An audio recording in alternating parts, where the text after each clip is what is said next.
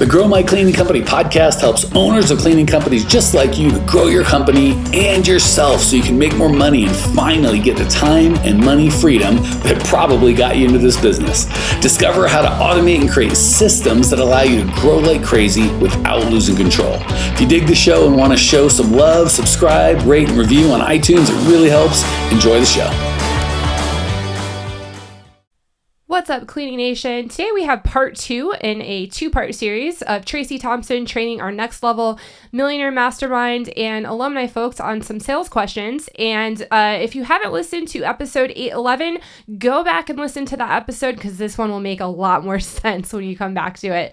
Hope you enjoy, and here we go. Because this is where you started out personal. I would have kept it personal. I would have said, you know what? Fantastic.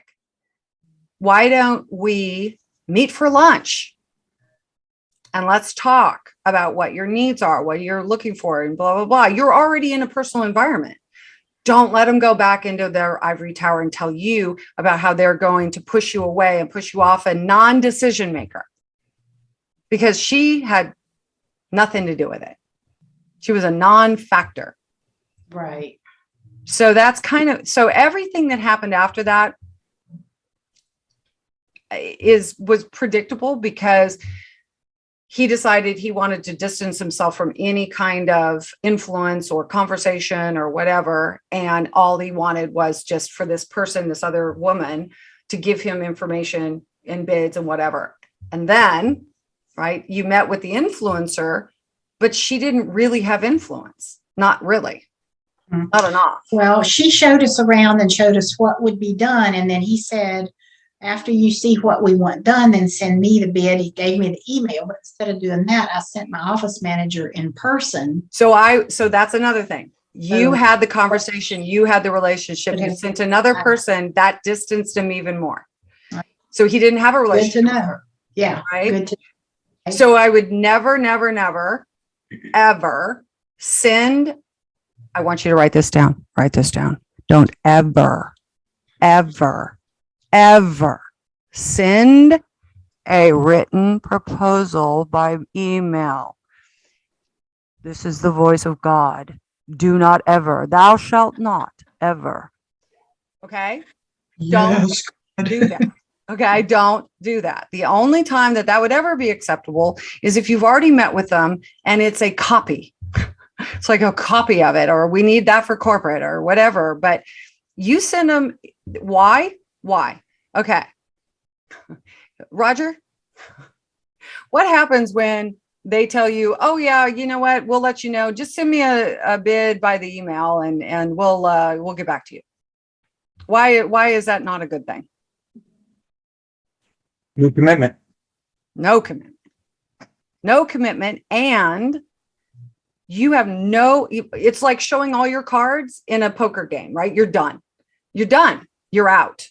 So unless they've said yes, and you have an agreement and all you're doing is sending them the electronic version of it, but you already have the agreement. And even then I would avoid it if at all possible. Be there with them when you present the numbers. What is a tactful way to say or present that when they say, oh, we're just taking bids. We're in the stage where we're just taking bids. Send us your bid and then we'll let you know. Or what's a tactful way I just don't work with people like that. I will just set the stage from the beginning and let them know that the way I do it, maybe Roger has a different input because he's in commercial as well. But the way I always did it when I was in corporate is I set the stage. I set the tone. I took the lead. I let them know that the way I work is I build relationships. This is a people person. We are going to be doing business together as people, and we need to be on this quote same page. And so if you and I, Mr. Owner, Director, whatever, aren't already simpatico here, and we're not meeting of the minds and we're not on the same page, then imagine how much harder this is going to be once all this stuff is complicated when it starts to get going. We need to be in agreement. And I do that through relationship. So we solve problems for people. We have relationships with people. If you're not interested in having a relationship with us, then maybe we're not the right company for you. Okay. Like, period. Because really, I mean, what's going to happen? Let's say he just anonymous, just blah, blah, send me the bid. And then let's say he hires you. Now he's in his ivory tower by himself somewhere in some place, like the Wizard of Oz behind the curtain going, hey, you tell those cleaning companies they're not doing a good job and don't tell them to call me or anything. I mean, I don't want to talk to them. Like, it just invites the wrong dynamic from the beginning. So people will follow leaders if you lead. Mhm. But if they don't, they'll lead. And oftentimes I will say this, most buyers don't know how to buy.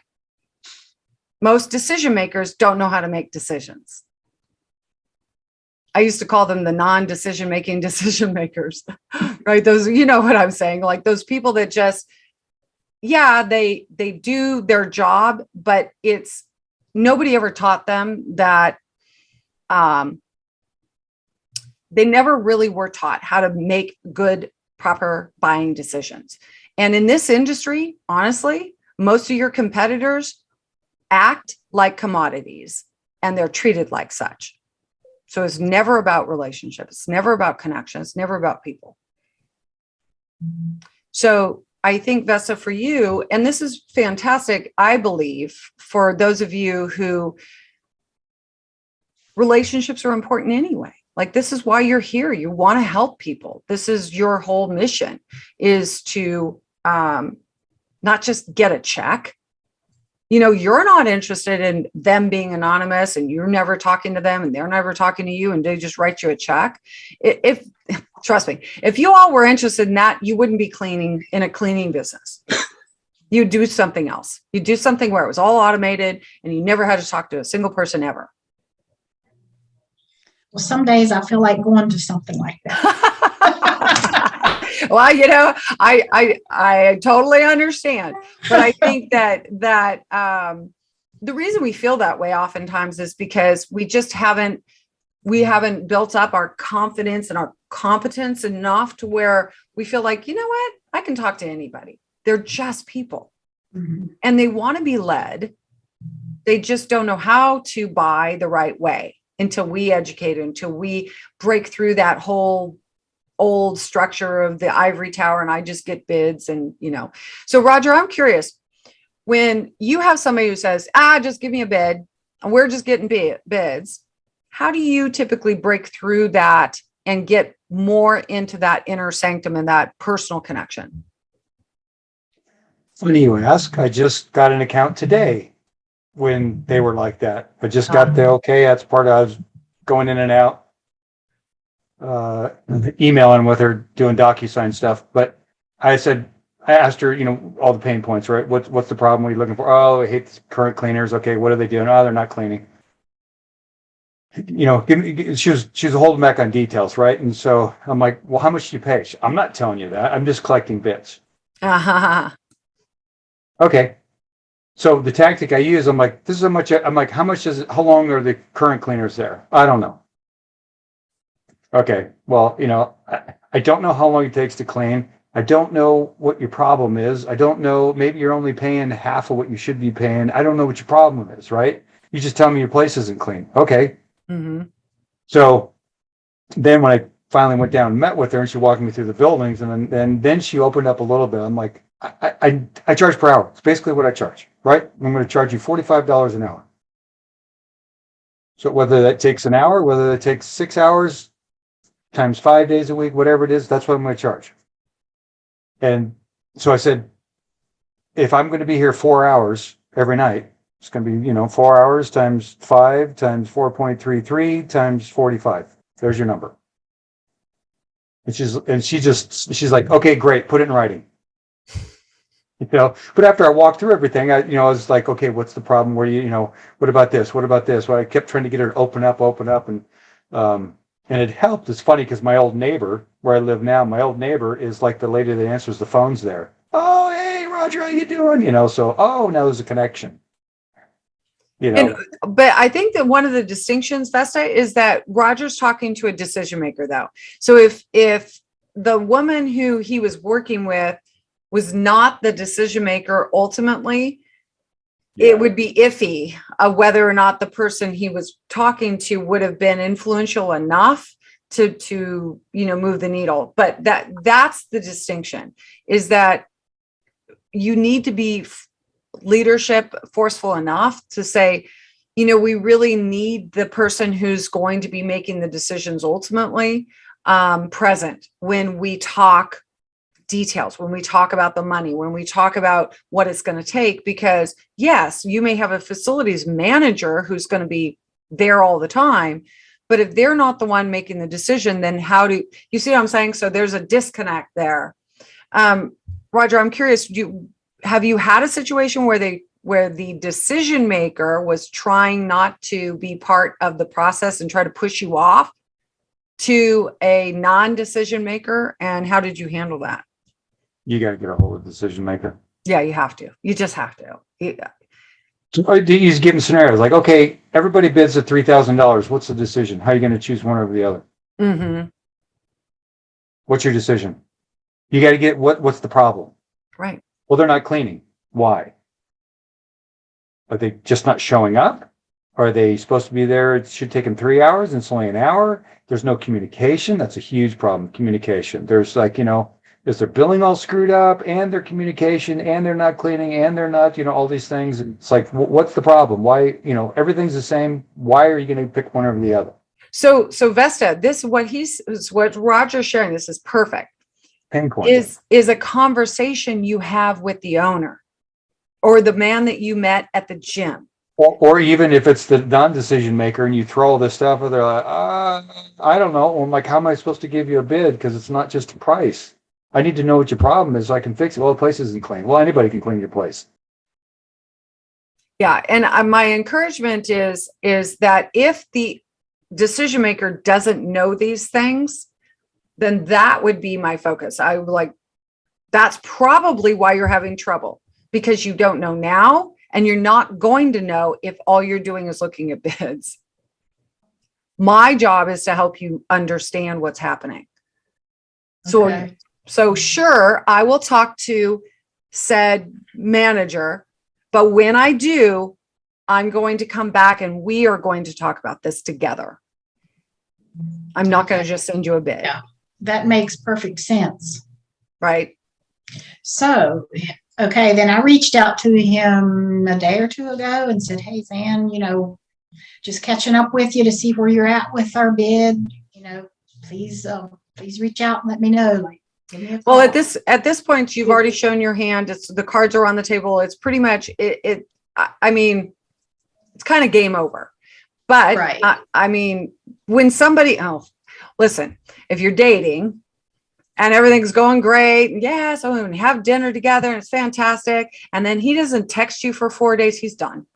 It's over. He's ghosted you. It's done. Okay, seriously. Right, guys? So next time I see him at the gym, I'm like, hi, how are you? It's like, it's awkward. Like him at the gym, yeah. Yeah, like it's. Do what? I'm sorry, Roger. Stalk him at the gym, yeah. Stalk him at the gym? Stalk him. Yeah. But here's the a big enough contract. Here's the thing. If you really wanted to get this account and you felt strongly about it, I'm sure between Roger and I, we could teach you all kinds of competent tricks and hacks of how to get back in front of this man. But generally speaking, when somebody ghosts you like that, that's their way of saying no without telling you no. Generally speaking, because if they're looking at bids, like you hopefully weren't the cheapest. And if you weren't, and that's all they were looking at, then you were cooked. That's why you don't give bids anonymously through email, without conversation, without all that. Yeah. So yes, you could try to get in front of him, but at this point, because you're not in a strength position, it would feel probably to him a little bit like chase.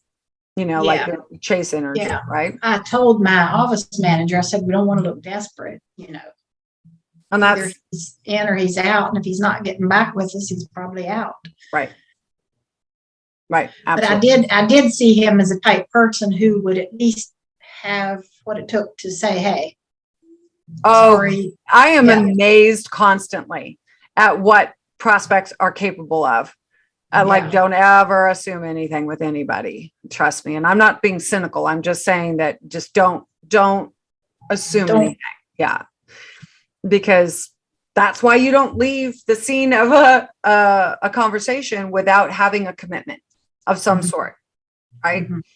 So Yeah. moral of the story is when you give the dollar amount, unless during that conversation, either live in person or on the phone, okay, you're having a real conversation, unless you have a verbal and they're saying, listen, I just need to, details or whatever, DocuSigns, or that kind of thing. Unless that's happening, it's a crapshoot. That's kind of the way it goes.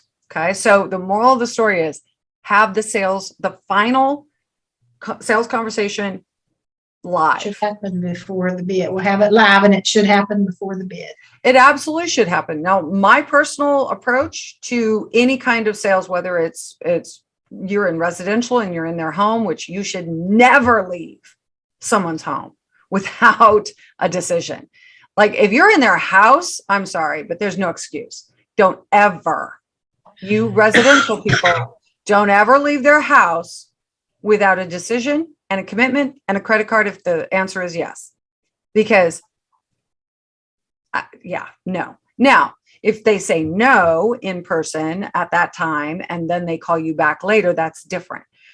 But don't leave and think that they got to talk to their husband. They got to think about it. They're bullshit. It's a no. There's no be-backs. That's a car term. Those of you who sold cars, there are no be-backs. Okay. They're not going to be back.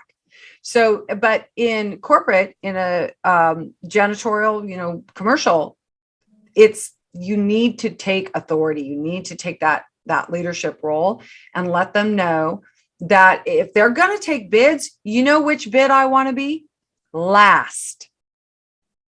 I don't know if Roger agrees, but I'd rather be last. Get everybody's bid, look it over, and then let's meet. Because I want you to have all your cards. I want you have to that know. relationship. Yes.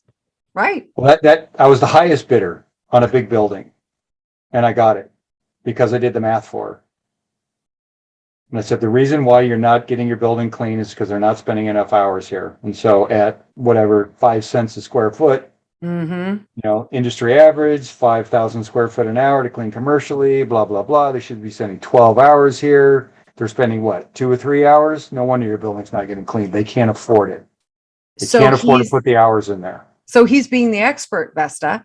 So what he did is he cemented the relationship with this client because he's now the expert. He's telling this decision maker something he didn't know. But see, he couldn't do that if he's not talking to the decision maker. That all happens with conversation. So you have to make sure that conversation happens no matter what. You've got to get to the decision maker. Okay. Well, here we are, the end of the podcast, and you made it. Great job. I've got a little bonus for you for sticking through with me, but like I mentioned before, if you got value out of this podcast and you want to show a little love, subscribe, rate, and review on iTunes, Spotify, wherever the heck you're listening to this thing. Share with a friend, share the love. And as a special thank you for those of you that stuck with me to the end, how about I give you my personal phone number so we can text? It's a great way for me to get to know you, your business, your goals personally. So shoot me a text now, 602-932-6431. 602-932-6431. I am the only one who responds to these texts, and I will personally respond to everyone I possibly can as long as this number is manned. Don't know how long we're going to keep this at the end of the podcast, so grab it now. 602-932-6431. Give me a text, say hey, can't wait to meet you.